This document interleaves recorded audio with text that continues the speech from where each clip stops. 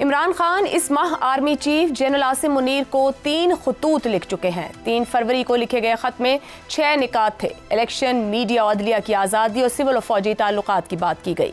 اس کھلے خط کے بارے میں فوجی ذرائع کا موقف سامنے آیا کہ نہ کوئی خط ملا اور نہ ہی کسی ایسے خط کو پڑھنے میں دلچسپی ہے۔ 8 فروری کو آرمی چیف کے نام دوسرے کھلے خط میں عمران خان نے کہا کہ انہوں نے ملک و قوم کی بہتری کی خاطر نیک نیتی سے آرمی چیف کو خط لکھا۔ اس دوسرے خط میں بھی عمران خان نے پھر الیکشنز، 26ویں ترمیم، پیکا، بش ابیبی اور اپنے ساتھ بیت رہی مشکلات کے بارے میں تحریر کیا۔ عمران خان کو اس خط کا بھی کوئی جواب نہ آیا تو گزشتہ روز عمران خان کا آرمی چیف کے نام تیسرا کھلا خط سامنے آیا۔ 2 خطوط میں کی گئی پرانی باتوں کے علاوہ اس تیسرے خط میں عمران خان نے لکھا کہ منی لانڈرز کو اقتدار میں بٹھایا گیا، 18 لاکھ لوگ ملک چھوڑ گئے ہیں، 20 ارب ڈالر کا سرمایہ ملک سے باہر گیا۔ عمران خان کے اس تیسرے خط کا چرچا ابھی جاری ہی تھا کہ آج army chief general Asim Munir کی ترک صدر کے اعزاز میں دیے گئے ظہرانے میں صحافیوں سے غیر رسمی گفتگو سامنے آئی ہے۔ جنرل عاصم منیر نے کہا ہے کہ انہیں کسی کا کوئی خط نہیں ملا، خط ملا بھی تو وہ نہیں پڑھیں گے، اگر انہیں کوئی خط ملا تو وزیر اعظم کو بھجوا دیں گے۔ خط کی باتیں سب چالیں ہیں۔ آرمی چیف نے کہا کہ ملک بہت اچھے انداز سے آگے بڑھ رہا ہے، پاکستان میں ترقی ہو رہی ہے، پاکستان آگے بڑھ رہا ہے اور پاکستان کو آگے بڑھنا ہے۔ آرمی چیف کے ان جملوں کو دیکھیں تو ان سے بہت کچھ واضح ہو رہا ہے، جیسے کہ خط ملا بھی تو نہیں پڑھیں گے کا مطلب کیا یہ ہے کہ آرمی چیف کے نزدیک عمران خان کے خطوط کی کوئی اہمیت ہی نہیں۔ خط کی باتیں سب چالیں سے کیا مراد لیا جا سکتا ہے کہ عمران خان ایک طرف فوج کے خلاف بیانیے بناتے ہیں، متنازع بیانات اور ایکسپوز، اور پھر آرمی چیف کے نام کھلے خطوط بھی لکھتے ہیں۔ خط وزیر اعظم کو بھیجنے سے مراد کیا یہی ہے کہ سیاسی معاملات پر سیاست دانوں سے ہی بات کریں؟ پاکستان میں ترقی ہو رہی ہے، پاکستان آگے بڑھ رہا ہے کا مطلب واضح ہے کہ آرمی چیف حکومت کی معاشی، داخلہ اور دوسری پالیسیز کی بھرپور سپورٹ کر رہے ہیں۔ پاکستان آگے بڑھ رہا ہے، پاکستان کو آگے بڑھنا ہے کا مطلب آرمی چیف پاکستان کا تابناک مستقبل دیکھ رہے ہیں۔ Army chief general Asim Munir کی صحافیوں سے بات چیت بڑی مختصر تھی، مگر اس براہ راست بات چیت سے بہت سی باتیں پھر سے واضح ہو گئی ہیں۔ ایسے میں آج کا بڑا سوال یہی ہے کہ آرمی چیف کی گفتگو کے بعد کیا عمران خان کو ان کے تینوں خطوط میں اٹھائے گئے نکات، الزامات اور مطالبات کا بھرپور جواب مل گیا ہے؟ اگر جواب مل گیا ہے تو کیا عمران خان اس جواب کو ڈی کوڈ کر پائیں گے؟ کیونکہ اگر عمران خان ان جملوں کو ڈی کوڈ کرنے میں کامیاب ہو گئے تو نہ صرف انہیں اب یہ خطوط لکھنے کا سلسلہ بند کرنا ہوگا بلکہ اپنی سیاست کو بھی نئے سرے سے ری تھنک کرنا پڑے گا۔ سوال آپ سبھی کے لیے، خط ملا بھی تو نہیں پڑھیں گے، وزیر اعظم کو بھجوا دیں گے، خط کی باتیں سب چالیں، پاکستان میں ترقی ہو رہی ہے، بانی پی ٹی آئی کے 3 خطوط، کیا تسلی بخش جواب مل گیا؟ زیغم صاحب، یہ چند جملوں میں جو آج پوچھے گئے صحافیوں کی جانب سے آرمی چیف نے جو جواب دیا ہے، کیا دوسری جانب تسلی ہو گئی ہوگی یا ابھی بھی کچھ سوالات باقی رہ گئے ہوں گے اگلے خطوط کے لیے؟ آرمی چیف صاحب نے کہا کہ خط ملا نہیں، ملا تو پڑھوں گا نہیں۔ وہ مجھے ایک پاکستانی پرانی فلم کا ایک گانا یاد آ گیا، اور وہ گانا تھا کہ خط کبوتر کس طرح لے جائے بام یار پر کترنے کو لگی ہیں کینچیاں دیوار پر۔ ایک بات تو آپ عائشہ تسلیم کیجئے جی کہ عمران خان نے پاکستانی میڈیا کو بچہ جمہورہ بنایا ہوا ہے، بیٹھ جا بیٹھ گئے، کھڑا ہو جا کھڑے ہو گئے۔ اب انہوں نے کیا کیا ہے؟ اب آرمی چیف نے بھی اشارہ کیا نا اس بات کی طرف، کیا انہوں نے یہ ہے کہ ایک سیریز آف بیانات کو، سٹیٹمنٹس کو انہوں نے نام دے دیا کھلے خط کا۔ اب ان کا کبوتر ہے فیصل چودھری۔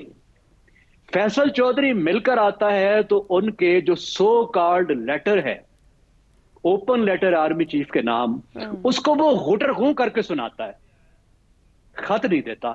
اب اوپن لیٹر میں بھی یہ ہوتا ہے کہ خط لکھا جاتا ہے اور وہ سرکولیٹ کر دیا جاتا ہے، پبلک کو سرکولیٹ کر دیا جاتا ہے۔ اوپن لیٹر بھی صرف سٹیٹمنٹ تو نہیں ہوتی نا، اوپن لیٹر ایک لیٹر ہوتا ہے جو کسی کو بھیجا نہیں جاتا، اوپن کر دیا جاتا ہے۔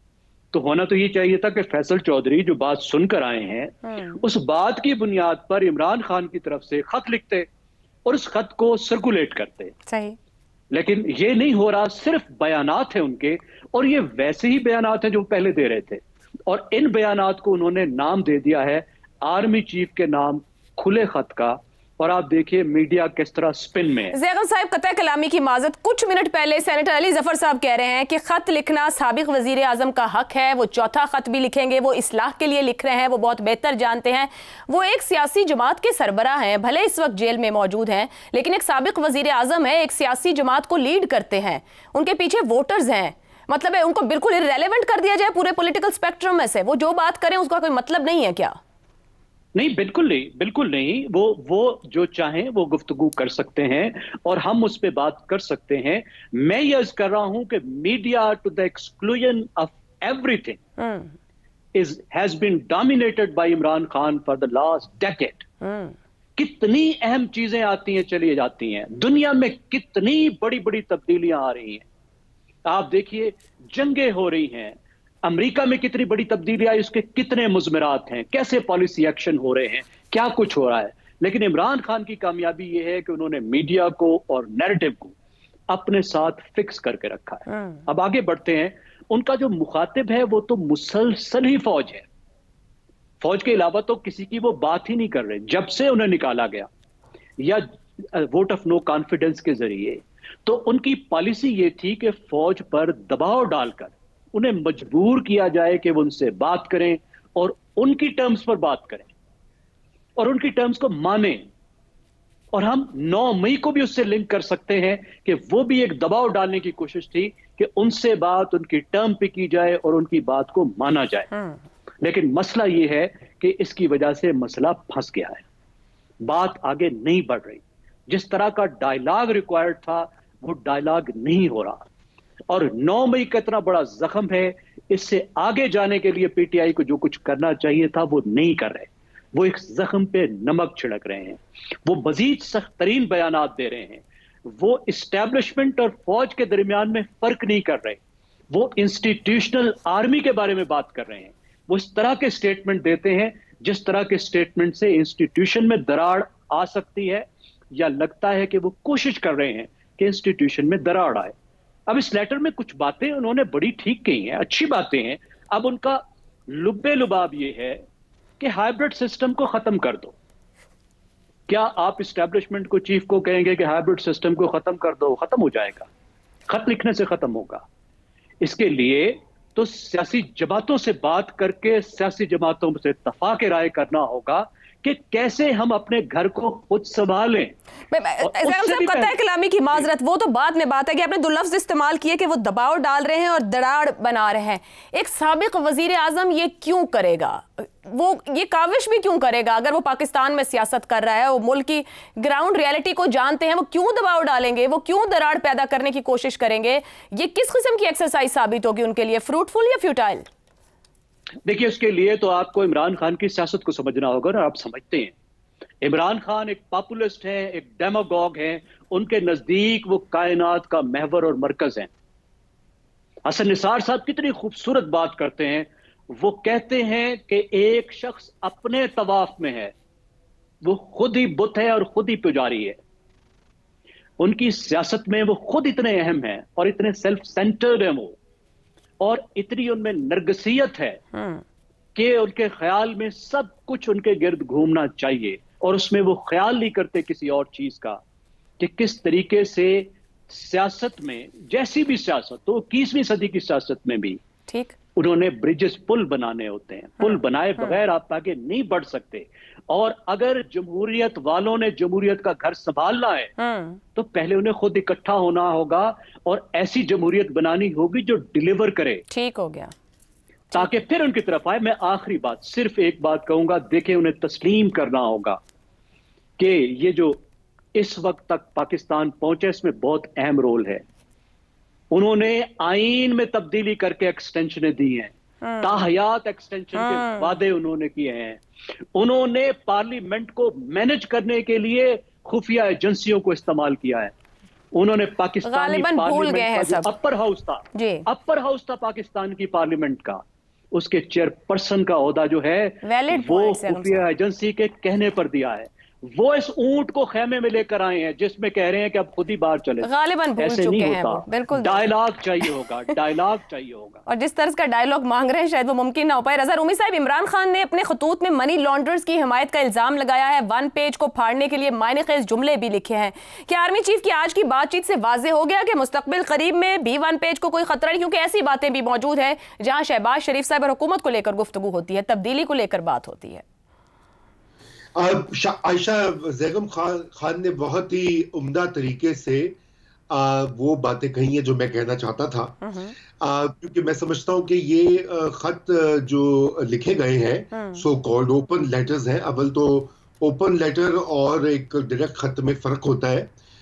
یہ اس کے 2 یا 3 مقاصد رہے ہیں. پہلا تو آف کورس میڈیا کو میں آپ خبروں کی ذہنیت بنے رہیں, کوئی جلسہ ہو نہ ہو, کوئی دھرنا ہو نہ ہو, ایک خط, دوسرا خط, تیسرا خط, تقریباً 2 3 دن کے نیوز سائیکل میں وہ رہتا ہے. ابھی ہم بھی بات کر رہے ہیں اسی کے اوپر, یہیں سے آغاز ہوا ہے پروگرام کا. تو یہ اسی بات کا ثبوت ہے کہ یہ جو اسٹریٹجی ہے یہ کامیاب جا رہی ہے. دوسرا جو ان کی سپورٹ بیس ہے ان کو بھی متحرک رکھنے کا ایک طریقہ کار ہے. دیکھیے پاکستان تحریک انصاف ایک ساری کی ساری عمران خان کی شخصیت کے گرد گھومتی ہے. ٹھیک ہے, ان کا اپنا منشور بھی ہے, سب کچھ ہے, لیکن عمران خان کی شخصیت کی جو ویلیو ہے اور جو مقام ہے وہ پوری کی پوری پارٹی یا تحریک کا جو ہے وہ اس کا نام ہی عمران خان ہے. اس لیے ان کی جو سپورٹ بیس ہے وہ بھی بہت ان باتوں سے خوش ہوتی ہے اور ذرا وہ انرجائز رہتی ہے. اور یہ ایک اچھا طریقہ ہے میرے خیال سے, جب آپ جیل میں ہوں, آپ پہ قدغنے ہوں, پابندیاں ہوں, تو ایسے معاملات چلائے جائیں.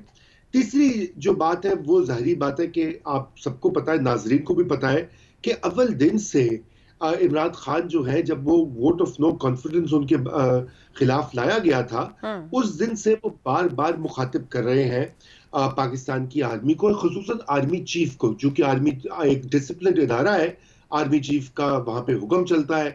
اور انہوں نے اس حوالے سے کیا کیا نہیں کہا. جنرل باجوہ جب تھے اس وقت چیف تھے آؤٹ گوئنگ, ان کو آپ کو یاد ہے کیا القابات سے انہوں نے نوازا, یہاں تک کہ انہوں نے ان کو وہ مطلب ان کے اوپر اشارتاً میر جعفر اور یہ اور وہ اس طرح کی باتیں بھی کہہ دی. پھر انہوں نے کہا جی نیوٹرل تو جانور ہوتا ہے. پھر وہ جنرل باجوہ کو ہی آفر کر دیا, جو کہ رپورٹ ہوا, 2 بار ملاقاتیں بھی کر لیں اور لائف ٹائم یا ایک لمبی ایکسٹینشن بھی آفر کر دی.